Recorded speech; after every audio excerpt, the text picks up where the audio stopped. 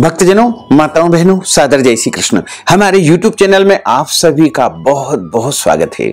मैं हूं आपके साथ आचार्य धर्मेंद्र शास्त्री। सबसे पहले आपको और आपके पूरे परिवार को देव प्रबोधिनी एकादशी की बहुत बहुत शुभकामनाएं एवं बधाइयां। भगवान श्री लक्ष्मी नारायण का भरपूर आशीर्वाद आप सभी को प्राप्त होता रहे। आप सभी उन्नति करें, प्रगति करें, स्वस्थ रहे, व्यस्त रहें और मस्त रहें। 4 माह की निद्रा को त्याग करके प्रभु श्री नारायण क्षीर सागर से पुनः अपने कार्य में संलग्न होते हैं। उस काल को देव प्रबोधिनी एकादशी या देव उठनी एकादशी के नाम से जाना जाता है तथा इस दिन तुलसी माता का विवाह भगवान शालिग्राम जी के साथ संपन्न होता है और इसे गन्ना एकादशी के नाम से भी जाना जाता है। आषाढ़ माह के शुक्ल पक्ष की देवशयनी एकादशी से प्रभु विश्राम करने के लिए क्षीर सागर में जाते हैं और कार्तिक माह के शुक्ल पक्ष की एकादशी को प्रभु निद्रा को त्याग देते हैं और इस एकादशी को देव उत्थान एकादशी के नाम से भी जाना जाता है। इस एकादशी को बड़ी एकादशी माना गया है। इस एकादशी का व्रत करने से हजारों अश्वमेध यज्ञ तथा लाखों वाजपेय यज्ञ करने का फल प्राप्त होता है। जो भक्तजन माताएं बहनें एकादशी का व्रत करते हैं या नहीं भी करते हैं, उन सभी को इस एकादशी का व्रत अवश्य करना चाहिए क्योंकि यह बड़ी एकादशी है और इस एकादशी का व्रत करने से उनके जन्म जन्मांतर के पाप नष्ट हो जाएंगे तथा उनके पुण्यों का उदय होगा।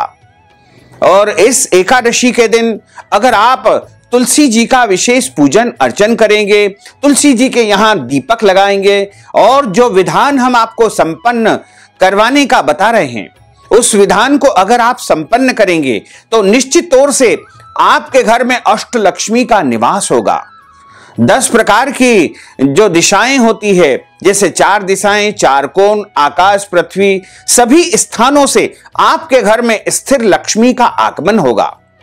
आपके घर में किसी भी चीज की कोई कमी नहीं आएगी। आपके घर में अखंड लक्ष्मी का निवास होगा। तो इस महत्वपूर्ण जानकारी को आप प्राप्त करने के लिए अंत तक हमारे साथ बने रहिएगा। और जो नए भक्तजन हमारे साथ जुड़े हैं, उनसे हम अनुरोध करते हैं कि अगर आपने अभी तक हमारे और आपके इस YouTube चैनल को सब्सक्राइब नहीं किया है तो अभी और इसी समय सब्सक्राइब कर लीजिए ताकि इसी प्रकार की ज्ञानवर्धक वीडियो आपको सबसे पहले प्राप्त हो सकेगी। और बेल आइकन जो घंटी का निशान है उसको भी आप क्लिक कर दीजिएगा। इस बार देव प्रबोधिनी एकादशी का महापर्व 4 नवंबर 2022 शुक्रवार के दिन है। वैसे तो पूरे वर्ष में 24 एकादशी आती है, लेकिन जब पुरुषोत्तम मास आता है, अधिक मास आता है, उस वर्ष 2 एकादशी अधिक हो जाती है, यानी कुल मिलाकर के 26 एकादशी होती है। प्रत्येक माह में 2 बार एकादशी आती है। दोनों ही एकादशियों का भिन्न भिन्न महत्व हमारे धर्म ग्रंथों तथा पुराणों में बताया हुआ है। और कार्तिक माह के शुक्ल पक्ष की जो एकादशी होती है वह बड़ी एकादशी होती है क्योंकि इस महीने का विशेष महत्व है। इस माह को दामोदर मास के रूप में भी माना जाता है।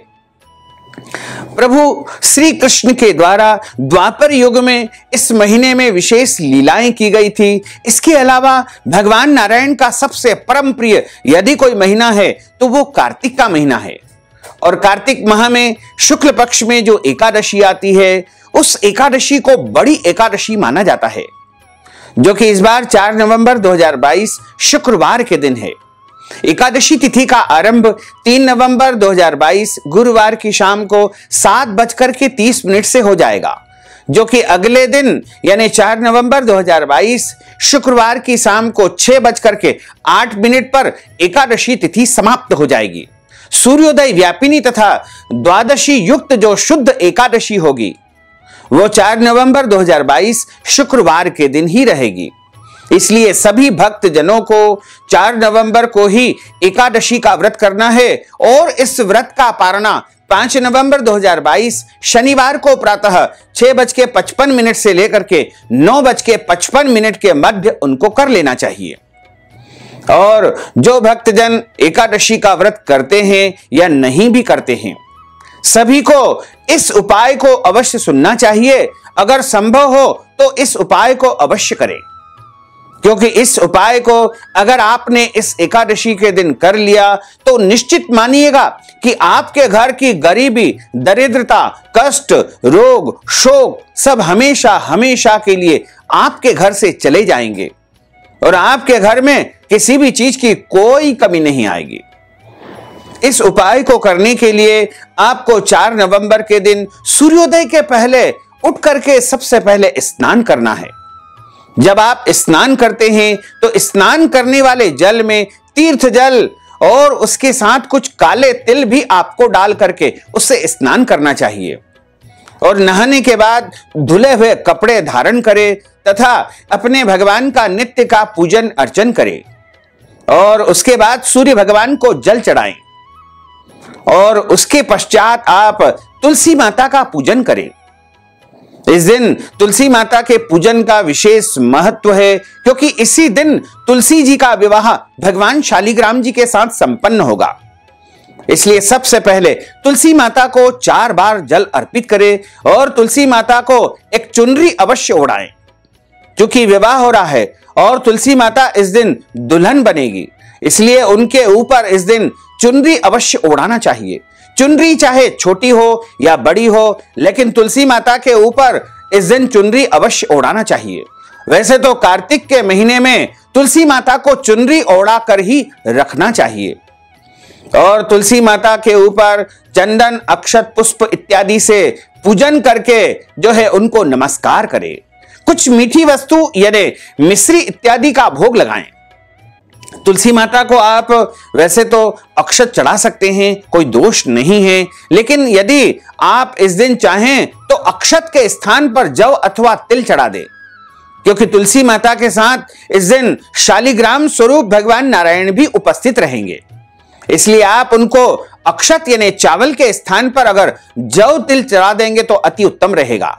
पीला फूल चढ़ा दें, पुष्प की माला चढ़ा दें और उसके बाद धूप बत्ती उनको दिखाएं तथा एक शुद्ध घी का दीपक उनके पास अवश्य प्रदर्शित करें और प्रयास करें कि यह जो दीपक आप जलाते हैं वो गोल बत्ती वाला होना चाहिए और उसमें शुद्ध गाय का घी डाल करके दीपक को प्रज्वलित करें।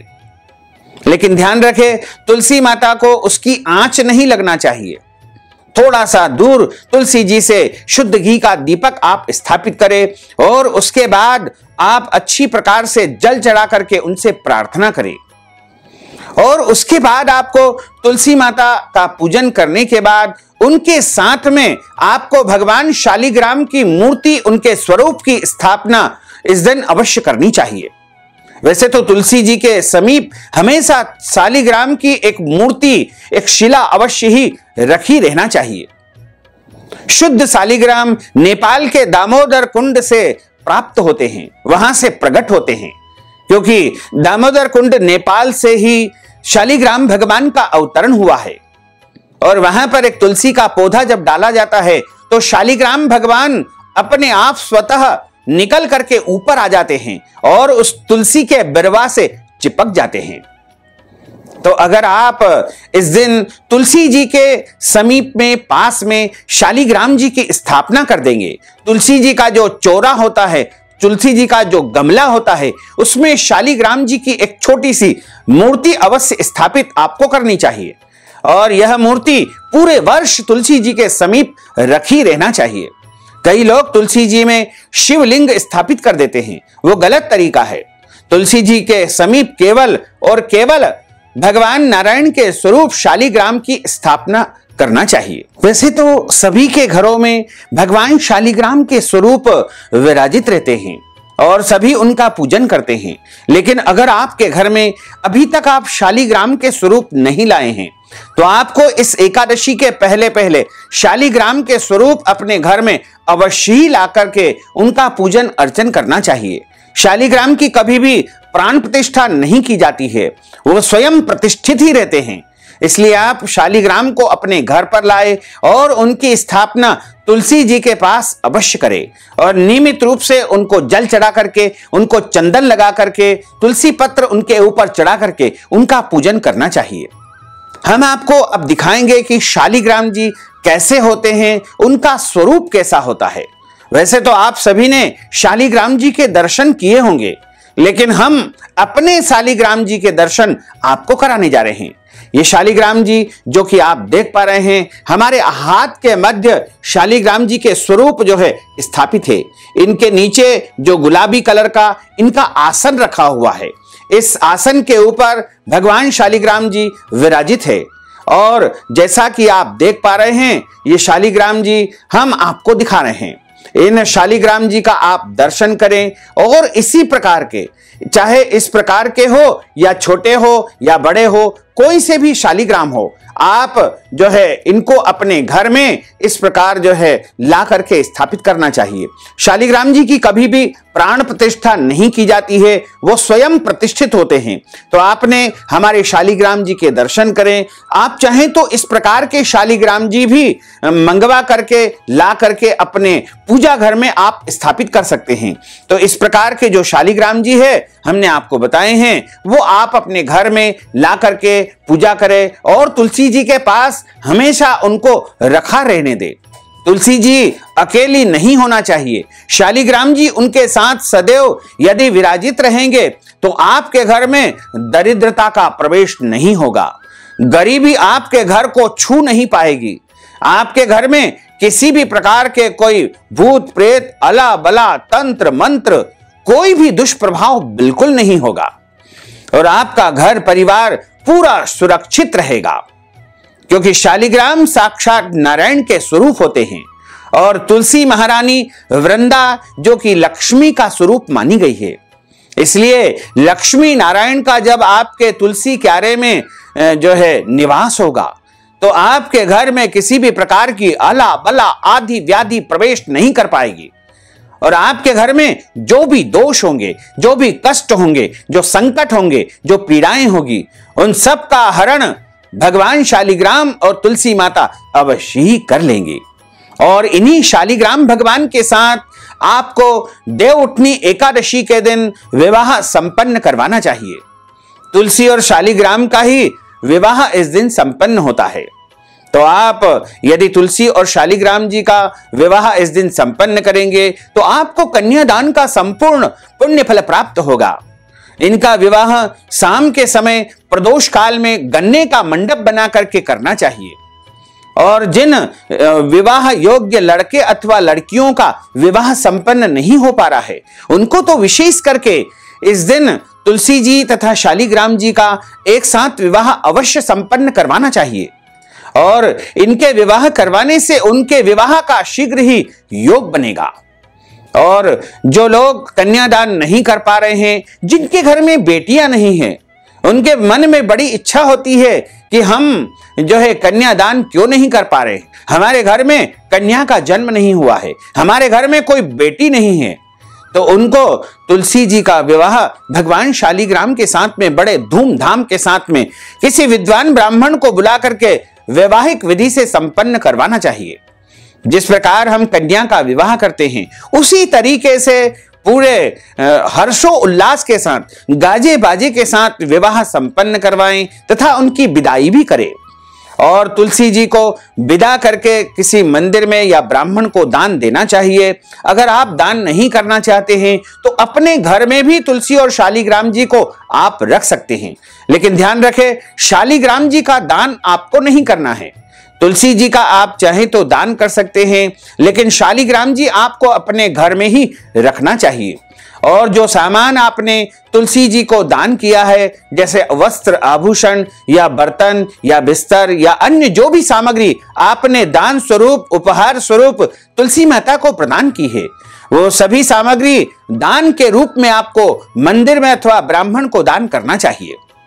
इस विधि से अगर आप भगवान शालिग्राम और तुलसी माता का विवाह करेंगे तो आपको महान पुण्य फल की प्राप्ति हो सकेगी। और जो भक्तजन, माताएं, बहनें एकादशी का व्रत करते हैं, उनको दशमी से लेकर के द्वादशी तक कुछ महत्वपूर्ण नियमों का भी पालन करना चाहिए, जो कि अन्य वीडियो के माध्यम से हमने आपको बताए हैं। और द्वादशी तिथि के दिन सुबह निर्धारित समय पर आपको व्रत का पारणा करना चाहिए।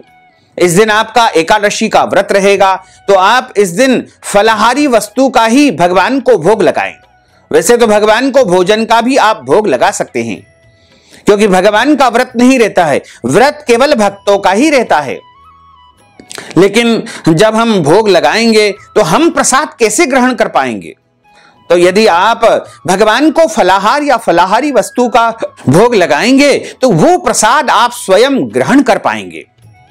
तो आप फलाहारी वस्तु का भोग लगाएं और इस दिन भगवान को सुबह प्रातःकालीन वेला में या शाम के समय, जब भी आपके यहां जिस परंपरा से भगवान को जगाया जाता है, आपको शंख बजा करके, घड़ियाल बजा करके, घंटा बजा करके प्रभु को उठाना चाहिए, भगवान को जगाना चाहिए। जो इस दिन प्रभु को शंख बजा करके जगाता है उसका भाग्य जाग जाता है, उसकी सोई हुई किस्मत जागृत हो जाती है, उसके भाग्य का उदय हो जाता है। इसलिए इस दिन शंख ध्वनि करके प्रभु को जगाना चाहिए, भगवान को उठाना चाहिए। और इस दिन गौ माता की सेवा अवश्य करना चाहिए, क्योंकि भगवान का नाम गोपाल है। जब आप गौ माता की एकादशी के दिन सेवा करोगे, पूजा करोगे, तो भगवान गोपाल कृष्ण को प्रसन्नता प्राप्त होगी और वो जब प्रसन्न होंगे तो भक्तों को मनचाहा फल प्रदान करेंगे। और एकादशी के दिन भगवान का भजन करना चाहिए, कीर्तन करना चाहिए, रात्रि में जागरण करना चाहिए तथा इस रात्रि में जागरण करके भगवान के पवित्र स्तोत्र जैसे श्री विष्णु सहस्त्रनाम, श्री गोपाल सहस्त्रनाम या अन्य स्तोत्रों का पठन पाठन आपको करना चाहिए। और जो मनुष्य इस विधि से भगवान शालिग्राम एवं तुलसी जी का विवाह संपन्न करवाते हैं, उनके जीवन के सभी कष्ट और संकट समाप्त हो जाते हैं तथा उनको महान पुण्य फल की प्राप्ति होती है। तो भक्तजनों, माताओं, बहनों, अगर आप हमारे माध्यम से तुलसी जी का विवाह संपन्न करवाना चाहते हैं या एकादशी पर, गन्ना एकादशी पर कोई भी पूजन पाठ हमारे माध्यम से संपन्न करवाना चाहते हैं, तो आप अपना नाम तथा गोत्र हमें व्हाट्सएप के माध्यम से भेज दीजिएगा। और इस हेतु नगद राशि हमारे पेटीएम के माध्यम से, गूगल पे के माध्यम से या फोन पे के माध्यम से अथवा अकाउंट नंबर के माध्यम से भेज करके देव प्रबोधिनी देवोत्थान एकादशी का संपूर्ण पुण्य लाभ प्राप्त कर सकते हैं। साथ ही आपसे अनुरोध है कि हमारे इस ज्ञानवर्धक वीडियो को अधिक से अधिक लोगों को शेयर करिएगा, लाइक करिएगा, कमेंट करिएगा। और यदि अभी तक आपने सब्सक्राइब नहीं किया है तो अभी और इसी समय सब्सक्राइब अवश्य कर लीजिए। आपको और आपके पूरे परिवार को सादर जय श्री कृष्ण, सादर धन्यवाद।